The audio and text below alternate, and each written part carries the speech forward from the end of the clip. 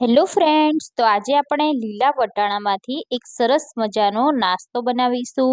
લીલા વટાણાના અપમ બનાવી લેશું તો એટલા ક્રિસ્પી અને એટલા ટેસ્ટી અપમ બનશે કે બાળકના લંચ બોક્સથી લઈ તમે રાતના ડિનરમાં પણ આ બનાવી શકો છો. એકદમ સરળ રીતે આ લીલા વટાણાના અપમ બનીને માત્ર 10 જ મિનિટમાં રેડી થઈ જશે. તો ચાલો જોઈ લઈએ. તો એના માટે મેં અહીંયા 1 કપ જેટલી સોજી લીધી છે. હવે આપણે તેમાં છાશ એડ કરીશું. જો તમારી પાસે છાશ ના હોય, દહીં હોય તો તમે દહીં પણ એડ કરી શકો છો. પણ મેં અહીંયા છાશનો ઉપયોગ કર્યો છે અને એ પણ ખાટી હોય એવી છાશ લેવાની છે. તો છાશ એડ કરી અને આપણે મીડિયમ થીક બેટર બનાવી લેવાનું છે. તો અહીંયા તમે જોઈ શકો છો કે મેં બેટર બનાવી લીધું છે. આ રીતનું બેટર થોડું લિક્વિડી રાખવાનું, કેમ કે સોજીને આપણે જ્યારે રેસ્ટ આપીશું ત્યારે સોજી એ ફૂલી જશે અને બધું જ પાણી અને છાશ ઓબ્ઝર્વ કરી લેશે. એટલે હવે આપણે તેને 10 મિનિટ માટે સાઈડમાં રાખી દેવાનું છે. તો હવે આપણે તેને સાઈડમાં 10 મિનિટ રાખી દઈશું. ત્યાં સુધી આગળની તૈયારી કરીશું. તો મેં અહીંયા ટોટલ અડધા કપ જેટલા લીલા વટાણા લીધા છે. એમાં આપણે તીખા લીલા મરચાં એડ કરીશું અને આદુનો ટુકડો એડ કરીશું અને લીલા ધાણા એડ કરીશું. લસણ એડ કરવું હોય તો તમે અત્યારે લસણ એડ કરી શકો છો. હવે આપણે ઢાંકણ ઢાંકી તેની આ રીતની એક પેસ્ટ તૈયાર કરી દેવાની છે. વટાણાને આપણે સરસ મજાના ગ્રાઇન્ડ કરી લીધા છે.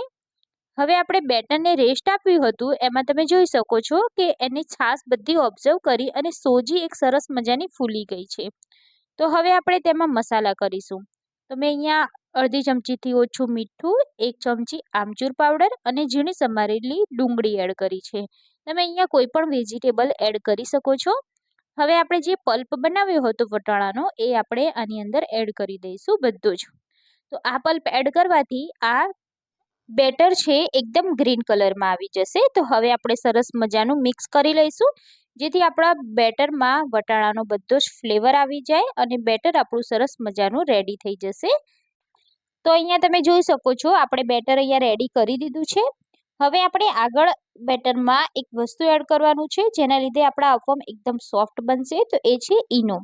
તો મેં અહીંયા ઈનો ફ્રૂટ સોલ્ટ લીધો છે, એને આપણે અડધો પાઉચ જ એડ કરીશું. વધારે એડ નથી કરવાનો ને, તો એકદમ પોચા થઈ જશે. એટલે આપણે તેમાં અડધી ચમચી જેટલો ઈનો એડ કરી દીધો છે અને મિક્સ કરી લીધું છે. તો અહીંયા આપણું બેટર રેડી છે. હવે અપમ બનાવવાનું આપણે શરૂ કરીશું. પરફેક્ટ પહેલાં બેટર બનાવી દેવાનું, પછી આપણે એમાં ઈનો એડ કરવાનો. અને ઈનો એડ કર્યા પછી બેટરને આપણે વધારે પડી નથી રાખવાનું, ડાયરેક્ટલી આપણે તેના અપમ બનાવી દઈશું. તો મેં અહીંયા અપમ પેન લઈ લીધી છે. એમાં આપણે આ રીતે બે ટીપા જેટલું તેલ એડ કરી દઈશું. વધારે આપણે તેલ નથી એડ કરવાનું, નહીં તો ઓઇલી વધારે થઈ જશે. હવે આપણે આ ખાનામાં થોડી આપણે રાઈના દાણા અને તલ એડ કરી દઈશું, જેથી એક જાતનો વઘાર તૈયાર થશે. તમે આને વઘારી અને બેટરમાં એડ કરી શકો છો, એ રીતે પણ તમે બનાવી શકો છો. પણ આ રીતે થોડી વધારે ક્રન્ચી અને વધારે સરસ ટેસ્ટ આવશે. એટલે આપણે તલ પણ એડ કરી દીધા. હવે આપણે જે બેટર બનાવ્યું છે એ આપણે 1 ચમચી જેટલું બેટર આપણે ખાનામાં ભરતું જવાનું છે. વધારે નથી ભરવાનું, ફક્ત અડધી ચમચી જેટલું બેટર આપણે ભરીશું એટલે ખાનું આપણું સરસ મજાનું ફિટ થઈ જશે આ રીતે. તો બધા જ ખાના આપણે પેક કરી દેવાના છે અને બેટરની થિકનેસ આપણે આટલી જાડી રાખવાની છે, જેથી આપણા અપમ એકદમ ક્રિસ્પી બનશે. તો અહીંયા મેં બધા જ ખાનાને ભરી લીધા છે. તો એના ઉપર હવે આપણે ઢાંકણ ઢાંકી દેવાનું છે અને તેને આપણે સ્લો ગેસ પર લગભગ 5 મિનિટ જેવું કૂક કરીશું. જેટલું સ્લો ગેસ પર તેને કૂક કરીશું એટલા જ અપમ આપણા એકદમ ક્રિસ્પી બનશે. એટલે ઢાંકણ ઢાંકવું ખૂબ જરૂરી છે. ઢાંકણ ઢાંકીશું એટલે આપણા અપમ જલ્દીથી ચડી જશે. તો અહીંયા તમે જોઈ શકો છો કે ઉપરની સાઈડ એકદમ સરસ ડ્રાય થઈ ગયા છે અને નીચેથી પણ ક્રિસ્પી થઈ ગયા છે, ચડી ગયા છે. તો હવે આપણે તેની સાઈડ ચેન્જ કરીશું. તો આપણે આ રીતે તેની એક એક કરી અને બધાની સાઈડ આપણે ચેન્જ કરી દેવાની છે.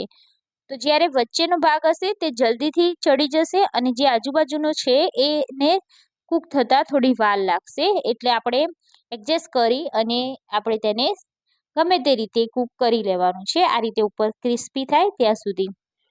તો બધા જ અપમની મેં સાઈડ ચેન્જ કરી દીધી છે. તો હવે આપણે બીજી સાઈડ પણ થોડું તેલ એડ કરીશું, તો આપણા અપમ કોરા અને ડ્રાય નહીં લાગે, જેથી ખાવામાં તે કરછા નહીં લાગે. એટલે થોડું તેલ એડ કરવું ખૂબ જ જરૂરી છે.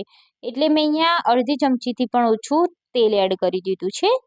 તો હવે આપણે બીજી સાઈડ પણ તેને કૂક કરવાનું છે. તો ફરીથી આપણે ઢાંકણ ઢાંકી અને ફરીથી 5-1 મિનિટ જેવું તેને એકદમ ક્રિસ્પી થાય ત્યાં સુધી કૂક કરી લઈશું. તો 5-1 મિનિટ જેવું થઈ ગયું છે અને નીચેથી પણ આ અપમ આપણા સરસ મજાના કૂક થઈ ગયા છે. તમે જોઈ શકો છો કે આ રીતે નીચે પણ સરસ મજાની ડિઝાઇન પડી ગઈ છે. તો આપણા અપમ અહીંયા બનીને રેડી છે. તો આપણે અપમને હવે એક પ્લેટમાં લઈ લેવાના છે અને એવી જ રીતે આપણે વધેલું બેટર છે એમાંથી પણ સેમ એ જ રીતે અપમ બનાવી અને તૈયાર કરી દઈશું. તો આ આપણને પહેલા બહાર લઈ અને ગરમા ગરમ તેને સર્વ કરીશું. કોઈ પણ જાતની ચટણી સાથે, ટમેટા કેચઅપ સાથે સર્વ કરી શકો છો. બાળકના લંચ બોક્સમાં તમે આ અપમ બનાવી અને એકવાર આપી જજો. બાળકો રોજ ખાવાની જીદ કરશે, એટલા ટેસ્ટી બને છે. તો તમને ફ્રેન્ડ્સ આ રેસીપી કેવી લાગી એ મને કમેન્ટ કરી જણાવજો. રેસીપી સારી લાગી હોય તો તમારા ફ્રેન્ડ્સ સાથે શેર કરી દેજો રેસીપીને.